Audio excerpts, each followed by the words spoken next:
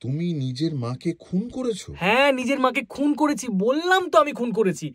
কেন বারবার একই কথা আমাকে বলতে বাধ্য করছেন? ভাল লাগছে না। বললাম তো আমি খুন করেছি। নাম? রাজু ধর। বাবার নাম? দিবাকর ধর। মায়ের নাম? মায়ের নাম জেনে কি করবেন? বললাম তো মাকে খুন করেছি। আমি নিজের হাতে খুন করেছি।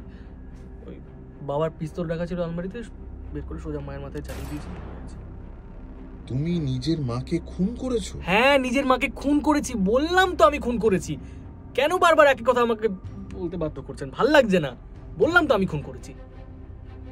আর এতই যখন জানার ইচ্ছে, এই শনিবার রাত্রি 9টার সময় আসবেন, থেকে সব উত্তর দিয়ে দেবো।